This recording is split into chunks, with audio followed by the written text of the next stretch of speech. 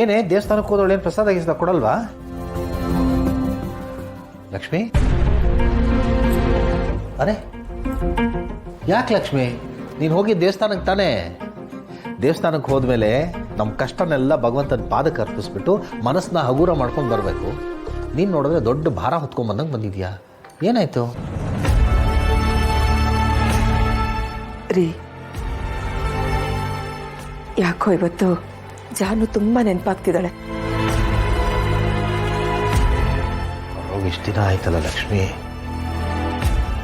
ಈಗ ಯಾಕೆ ಇದ್ದಕ್ಕಿದ್ದಾಗೆ ನೆನಪಾದ್ಲು? ಇವತ್ತು ದೇವಸ್ಥಾನದಲ್ಲಿ ವಿಶ್ವ ಸಿಕ್ಕಿದ್ದ. ನನ್ನ ಕಥೆನೆಲ್ಲ ಕೇಳ್ದ, ನಾನು ಹೇಳ್ಬಿಟ್ಟೆ. ಅವನನ್ನು ನೋಡ್ತಿದ್ದಾಗೆ ನಮ್ಮ ಜಾನು ನೆನಪಾದ್ಲು. ಅವಳು ಬದುಕಿದ್ದಾಗ ಅವರಿಬ್ರು ಯಾವಾಗಲೂ ಜೊತೆಲಿರ್ತಿದ್ರು. ಇಬ್ರು ಸೇರಿ ತರಲೆ ಮಾಡ್ತಿದ್ರು. ಫ್ರೆಂಡ್ಸ್ ಜೊತೆ ಸೇರಿ ಎಷ್ಟು ಸಂತೋಷವಾಗಿರ್ತಿದ್ರು. ಮನೇಲೂ ಅಷ್ಟೇ ನಮ್ಮ ಜಾನು ಪಟ ಪಟ ಅಂತ ಮಾತಾಡ್ಕೊಂಡು ಓಡಾಡ್ಕೊಂಡಿರ್ತಿದ್ಲು. ಯಾರಿಗಾರು ದುಃಖ ಆದ್ರೆ ಎಷ್ಟು ಸುರಾಗವಾಗಿ ಹಾಡಿ ನಮ್ಮ ಮನಸ್ಸಿನ ನೋವೆಲ್ಲ ಮರೆಸ್ತಿದ್ಲು.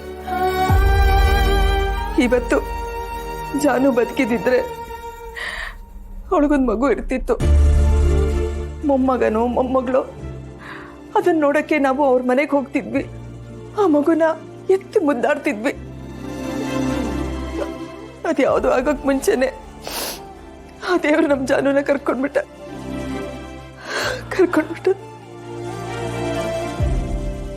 ತಂದೆ ತಾಯಿ ಬದುಕಿದ್ದಾಗ್ಲೇ ಮಕ್ಳು ಅವ್ರ ಮುಂದೆ ಹೋಗ್ಬಾರ್ದು ರೀ, ಹೋಗ್ಬಾರ್ದು.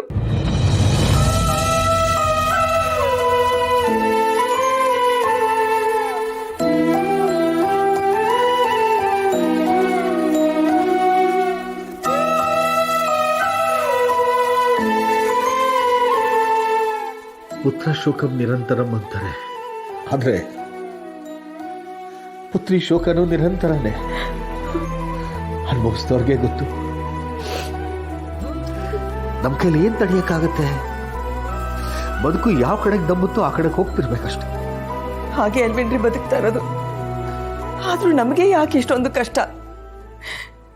ನೀವೊಬ್ರಿಗೆ ಅನ್ಯಾಯ ಮಾಡಿದವರಲ್ಲ, ಯಾರಿಗೋ ಕೆಟ್ಟದನ್ನ ಬಯಸಿದವರಲ್ಲ. ಆದ್ರೂ ಆ ದೇವ್ರು ನಮ್ಮ ಜೀವನದಲ್ಲೇ ಯಾಕ್ರಿ ಇಷ್ಟೊಂದು ಕಷ್ಟ ಕೊಡ್ತಾನೆ? ಹಲೋ, ಯಾರು? ಹಲೋ, ನಾವು ಮಾತೇಶ್ವರಿ ಡಿಪಾರ್ಟ್ಮೆಂಟ್ ಸ್ಟೋರಿಂದ. ಅದೇ ಬೆಳಗ್ಗೆ ಶಾಂಪಲ್ ಉಪ್ಪಿನಕಾಯಿ ಚಟ್ನಿ ಪುಡಿ ಎಲ್ಲ ತಂದು ಕೊಟ್ಟೋದ್ರಲ್ಲ. ಸರ್ ಹೇಳಿ ಸರ್. ಅದೇ ರೀ, ನೀವು ಬೆಳಗ್ಗೆ ಶಾಂಪಲ್ ತಂದು ಕೊಟ್ಟೋಗಿದ್ರಲ್ಲ, ಅದನ್ನ ಕೆಲವ್ರಿಗೆ ಕೊಟ್ಟಿದ್ದೆ. ಕೆಲವು ಪರವಾಗಿಲ್ಲ ಅಂತ ಹೇಳಿದ್ದಾರೆ. ಒಂದು ಕೆಲಸ ಮಾಡಿ, ಒಂದು 10-15 ಬಾಟ್ಲಿ ತಗೊಂಡು ಕೊಡಿ. ರೇಟ್ ಇಲ್ಲೇ ಮಾತಾಡೋಣ ಬನ್ನಿ. ಸರಿ ಸರ್, ಆಯ್ತು ಸರ್, ತಂದು ಕೊಡ್ತೀನಿ. ಸರಿ, ಬೇಗ ಬನ್ನಿ. Thank you sir.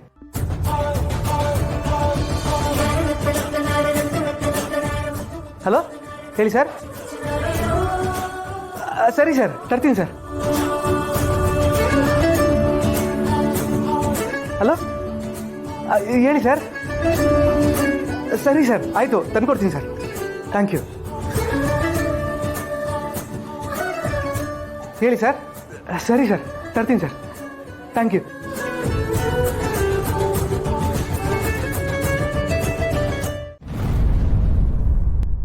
ಚಂದನ ಅವರೇ, ಚಂದನ ಅವರೇ. ಯಾಕೋ ಚಂದನ ಅವ್ರನ್ನ ಕರಿತಾ ಇದೆಯಾ? ಏನಾದರೂ ಮಾತಾಡ್ಬೇಕಿತ್ತಾ? ಅಯ್ಯೋ, ಏನು ಇಲ್ಲ ಕಣೋ. ಅವರೆಲ್ಲಿ ಮನೇಲಿ ಕಾಣಿಸ್ತಾನೆ ಇಲ್ಲ. ಅವರು ತರಕಾರಿ ತರೋಕೆ ಅಂತ ಹೊರಗಡೆ ಹೋಗಿದ್ದಾರೆ. ಹೌದಾ? ಬಿಡಿ, ಒಳ್ಳೇದಾಯ್ತು. ಒಳ್ಳೇದೇ ಆಯ್ತಾ? ಅಂದ್ರೆ ನಾವಿಬ್ರು ಮಾತಾಡೋಕೆ ಅವ್ರು ಡಿಸ್ಟರ್ಬೆನ್ಸ್ ಆಗುತ್ತೆ ಅಂತ. ಸರಿ, ನಾವಿಬ್ರು ಹೊರಗಡೆ ಹೋಗಿ ಮಾತಾಡೋಣ ಬಾ. ತರ್ಲೆ, ಸ್ವಲ್ಪ ಬಾಯಿ ಮುಚ್ಕೊಂಡಿರ್ತೀಯಾ? ನೀನ್ ಏನು ಅಂತ ನನಗೆ ಚೆನ್ನಾಗಿ ಗೊತ್ತು. ಸರಿ, ಏನಿವತ್ತು ಸಾಹೇಬ್ರು ತುಂಬಾ ಖುಷಿಯಲ್ಲಿದ್ದೀರಾ? ಹೊರಗಡೆ ಯಾರನ್ನ ಮೀಟ್ ಮಾಡ್ಕೊಂಬಂದ್ರಿ?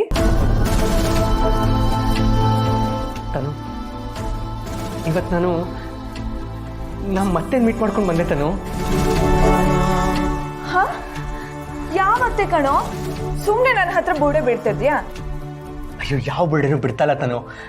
ನಾನು ನಿಜವಾಗ್ಲೂ ನಮ್ಮ ಅತ್ತೆನ ಮೀಟ್ ಮಾಡ್ಕೊಂಡು ಬಂದೆ. ಅಲ್ಲ ಕಣೋ, ನಾನು ಇನ್ನ ಚಿಕ್ಕ ವಯಸ್ಸಿಂದ ನೋಡ್ತಾ ಇದ್ದೀನಿ. ನಿನ್ಗೆ ಅವಾಗ ಇಲ್ದೇ ಇರೋ ಅತ್ತೆ ಇವಾಗ ಎಲ್ಲಿಂದ ಬಂದ್ಬಿಟ್ರೋ? ನೀನ್ ನಿಜ ಹೇಳು, ಯಾವ ಅತ್ತೆ ಬಗ್ಗೆ ಮಾತಾಡ್ತಿದ್ಯಾ? ಅಯ್ಯೋ ತನು, ನಮ್ಮಪ್ಪನ ತಂಗಿ ತನು.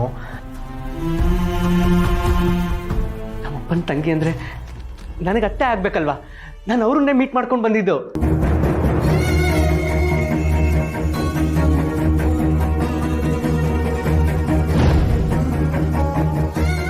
ಏನೋ ಹೇಳ್ತಿದ್ಯಾ ನೀನು? ಮಾವಂಗೆ ತಂಗಿ ಇದ್ದಾರಾ? ಅಲ್ಲ ಕಣೋ, ಮಾವ ಯಾವತ್ತೂ ನಮಗೆಲ್ಲ ಈ ವಿಷಯನ ಹೇಳೇ ಇಲ್ವಲ್ಲ. ನೋಡು, ಅವ್ರು ಯಾವಾಗ್ಲಿದ್ರು ನನ್ಗೆ ಯಾರೂ ಇಲ್ಲ, ನಮ್ಮ ಅಪ್ಪನಿಗೆ ನಾನು ಒಬ್ಬನೇ ಮಗ ಅಂತಾನೆ ಹೇಳ್ತಿದ್ರು. ನೀನ್ ನೋಡಿದ್ರೆ ಅತ್ತೆನ ಮೀಟ್ ಮಾಡ್ಕೊಂಬಂದೆ ಅಂತ ಹೇಳ್ತಿದ್ಯಾ. ನನ್ಗೆ ಕನ್ಫ್ಯೂಸ್ ಆಗೋಗ್ತಿದೆ. ಸರಿಯಾಗಿ ಹೇಳು, ಏನ್ ಹೇಳಕ್ ಹೊರಟಿದ್ಯಾ? ತನು, ನಿಜವಾಗ್ಲೂ ನಮ್ಮ ಅಪ್ಪಂಗೆ ತಂಗಿ ಇದ್ದಾರೆ ತನು.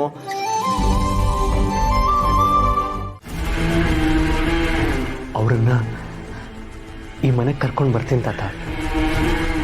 ಮನೆಯವರೆಲ್ಲ ಚಂದನ್ ಅವರು ಸತ್ತೋಗಿದ್ದಾರೆ ಅನ್ಕೊಂಡಿದ್ದಾರೆ. ಮನೆಯವ್ರಿಗೆ ಚಂದನ್ ಅವರು ಬದುಕಿದ್ದಾರೆ ಅಂತ ನಾನು ತೋರಿಸ್ತೀನಿ. ನಿನಗೆ ನಿನ್ನ ಮಗಳು ಸಿಗ್ತಾರೆ, ಅವ್ರಿಗೆ ಅವ್ರ ಮಗಳು ಸಿಗ್ತಾಳೆ ತಾತ.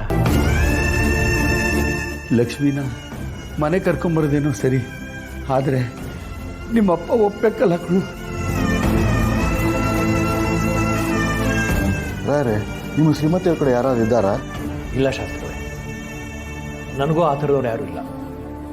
ನಮ್ಮ ಅಪ್ಪನಿಗೆ ನಾನು ಒಬ್ಬನೇ ಮಗ. ಅಪ್ಪ, ಈ ಲಕ್ಷ್ಮಿ ಯಾರು? ಅದು ಅಪ್ಪನಿಗೆ ದೂರದ ಸಂಬಂಧಿ. ಅದೇನು ಅಂತ ಸಾಂಗ್ ತೆಗಿತಾರೋ. ಯಾಕೆ ಮಾವ? ಜೀವನದಲ್ಲಿ ಯಾರಾದರೂ ಆ ಥರ ಇರ್ತಾರಾ?